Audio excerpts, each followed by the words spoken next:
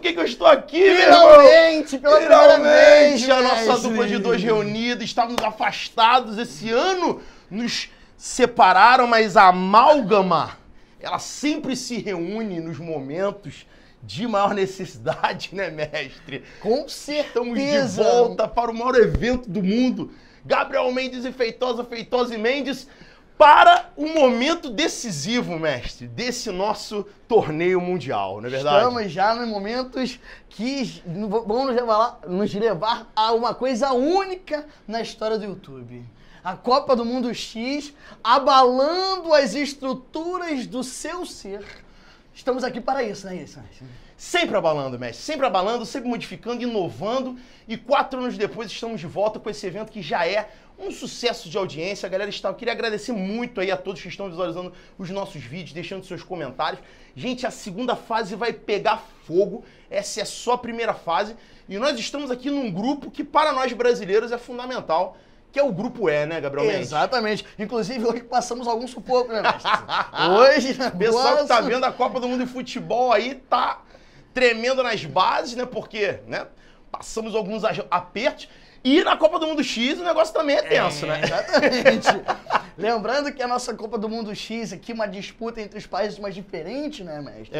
Onde a gente analisa aqui dados econômicos, sociais, né, a questão do PIB. Então a gente percebe que o Brasil nesse jogo não é lá uma grande potência, né? O Brasil tem alguns fatores fortes, mas tem uma série de carências, né? E na verdade a ideia é essa, né? Mostrar que algumas economias, né, Gabriel Mendes, como a gente tem visto aqui, são muito fortes em relação a PIBs, mas tem indicadores muito fracos em relação a desenvolvimento humano, desigualdade social, e é quando a gente bota esses caras de frente a frente que a gente percebe isso, né? Um exemplo foi o Grupo C, que vocês gravaram aí, você e o meu irmão, né? Que a França, que é uma superpotência mundial, foi eliminada. Na primeira fase, não é né? verdade, né? Ou seja, um país tradicionalíssimo, mas que ficou de fora porque, na verdade, né, tem outros países com desenvolvimento humano muito maior. Exatamente. Né? Então vamos àquilo sem que mais interessa. delongas, sem mais delongas. Então, Brau! Que isso, moleque? Brau. Essa, mano. Temos aqui uma disputa maravilhosa. De um lado ele, sempre ele.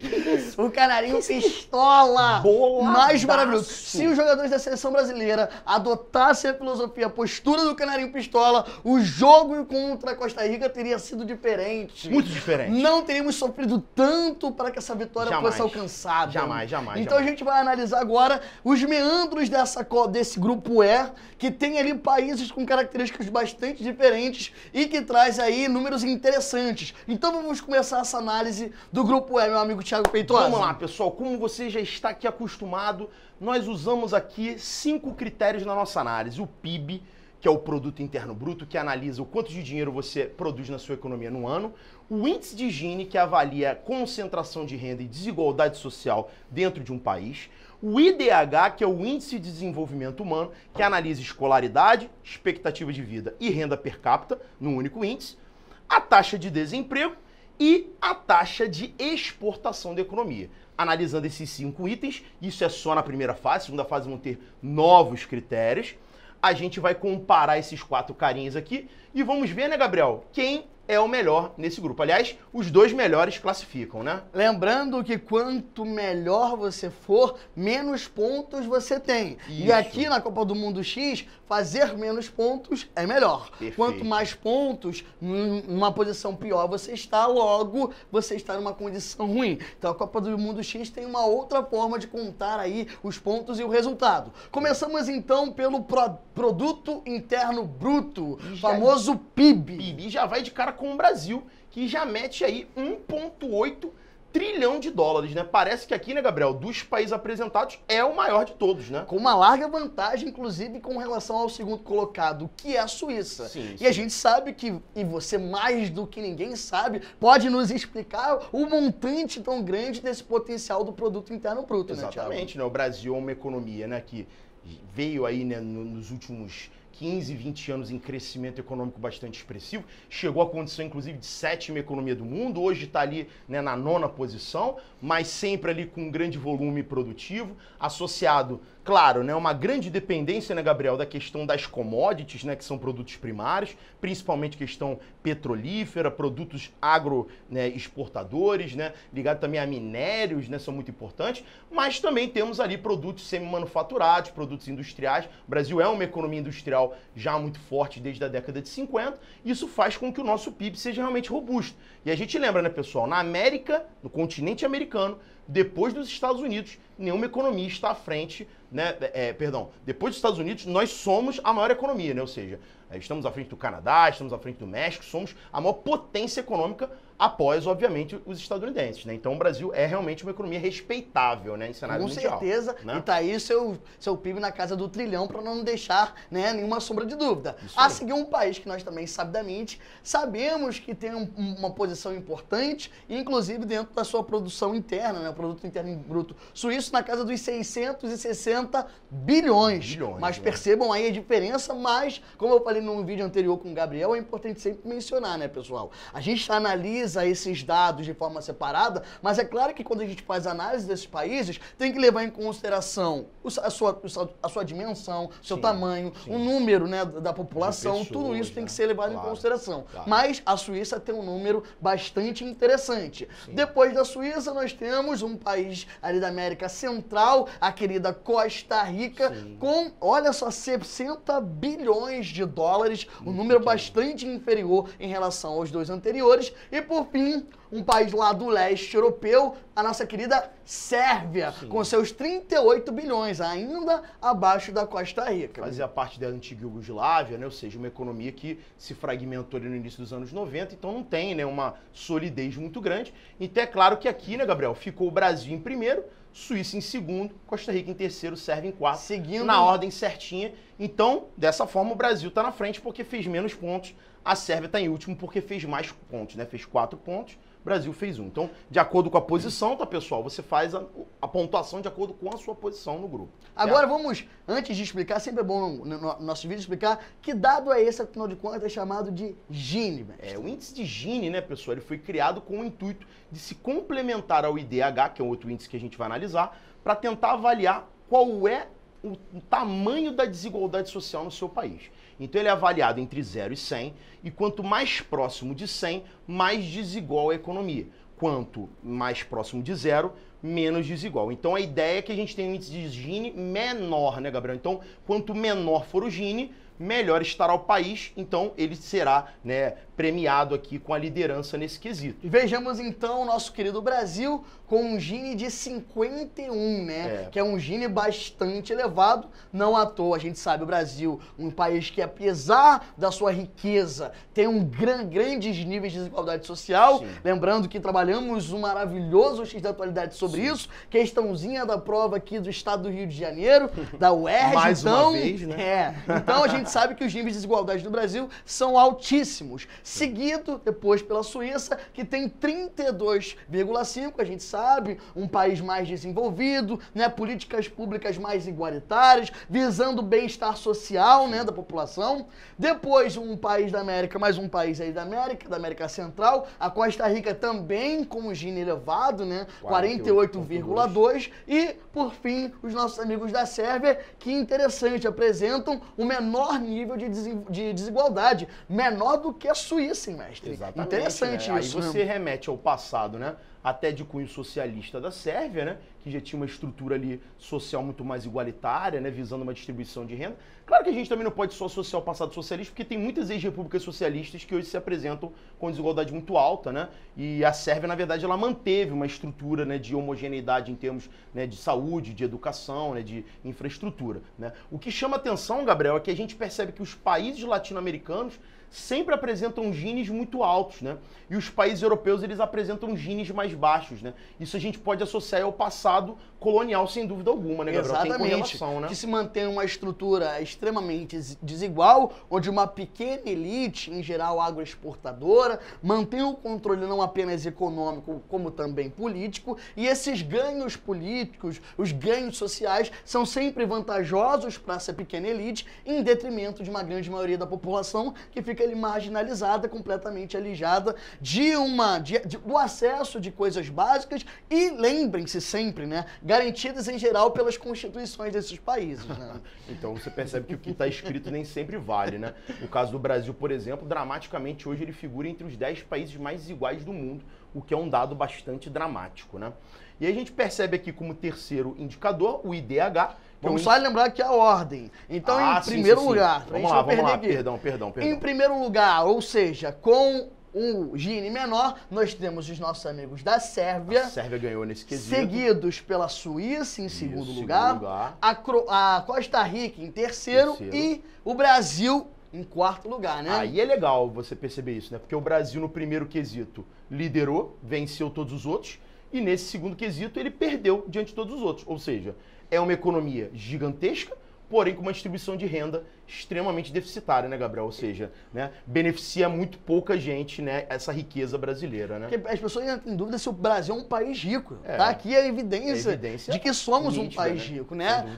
O grande problema é a questão da famosa distribuição de renda, beleza? Perfeito, né? Vamos ao próximo índice, esse é o mais conhecido, né? Sim. O IDH. E o IDH é diferente do Gini, porque quanto maior o IDH, melhor a condição daquele país, não é isso, Thiago? O IDH ele é medido entre 0 e 1. Quanto mais próximo de 1 é o IDH mais perfeito, quanto mais próximo de 0, mais baixo, né? Como eu tinha falado, o IDH ele avalia a escolaridade média da população, a renda per capita, que é você pegar esse PIB e dividir pelo número de habitantes, e também a questão da expectativa de vida, que te dá um panorama em relação à saúde, né? Então, quanto mais próximo de 1 é o ideal. E aqui a gente percebe, né, Gabriel, que o Brasil está com 0,754, né? É um IDH considerado médio, né? A Suíça com 0,930, que é um IDH próximo da perfeição, né? Muito perto de 1. A Costa Rica com 0,776 e a Sérvia também. Na verdade, a Sérvia... Um fenômeno interessante, né? O famoso empate técnico. Empate técnico. Na verdade, quando a gente pesquisou, a gente percebeu que as duas nações estão empatadas na mesma posição, né? No critério do IDH, né? Então, nesse quesito aqui, parece que o Brasil ficou novamente numa posição desprivilegiada, né, exatamente. Em primeiro lugar, de forma absoluta, os nossos amigos suíços. Em segundo lugar, empatado, Costa Rica e Sérvia. E em terceiro lugar, os nossos amigos, nós mesmos. Nós mesmos, né? O próprio Brasil. Então você percebe, né, que mais uma vez um índice social que faz com que o Brasil dramaticamente fique para trás, né?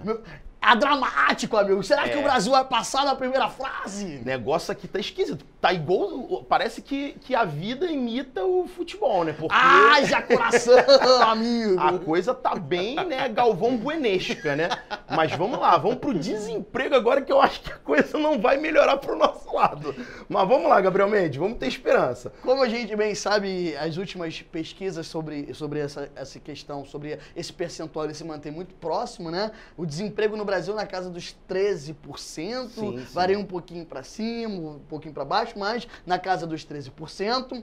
A Suíça, amigos, com 3%, 3,2% o nível de desemprego na Suíça. É muito difícil você encontrar um desempregado na Suíça. Eu acho que na Suíça o cara tem que se esforçar para não ficar desempregado. E se ficar desempregado, provavelmente tem alguma bolsa de assistência que vai lhe dar uma condição para ele sobreviver e não ser miserável, né? Então, exatamente. O welfare state, né? Sempre lembrando da política do bem-estar social, que é muito comum nesses países com grandes níveis de IDH, de desenvolvimento, né? Que é a ideia de manter a população ali em condições mínimas de sobrevivência, né? Não degradantes, não miseráveis, mas condições para a pessoa se manter ali. Dignidade. Pois, exatamente. Seguido...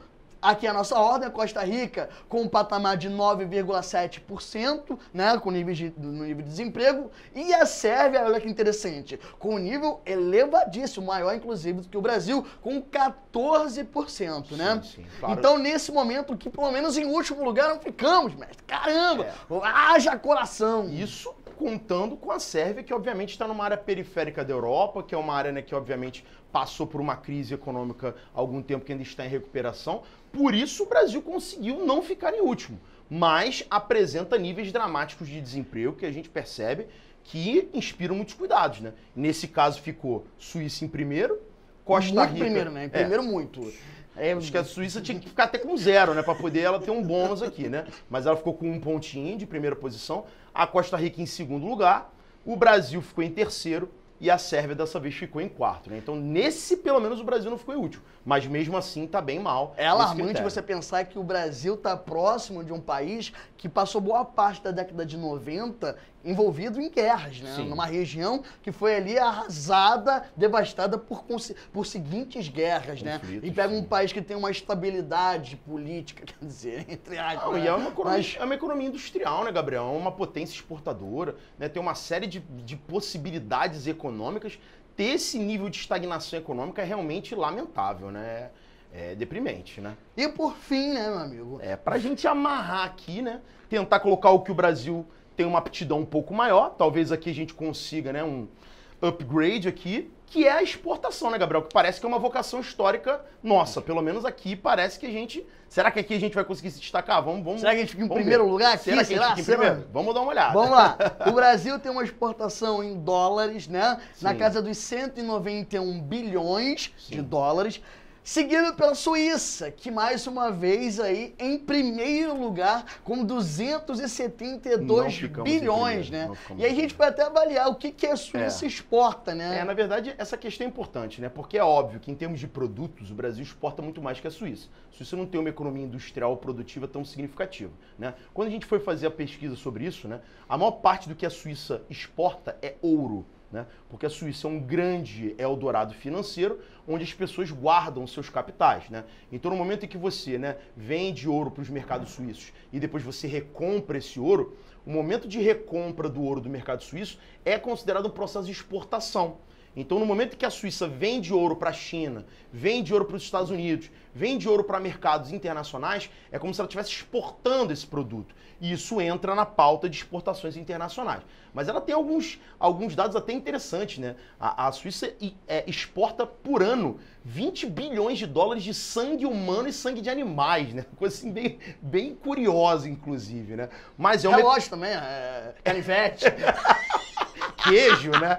Enfim, mas é uma economia que tem essa relação direta com o mercado financeiro, sobretudo aurífero, né? Então, como não é papel moeda, né, a questão do ouro entra num considerável mercado de exportação. Muito bem. A Costa Rica com 12,9 bilhões, né, com bem menor em relação ao Brasil e à Suíça, e a Sérvia com 15,4 bilhões de dólares, também bem abaixo de Brasil e Suíça.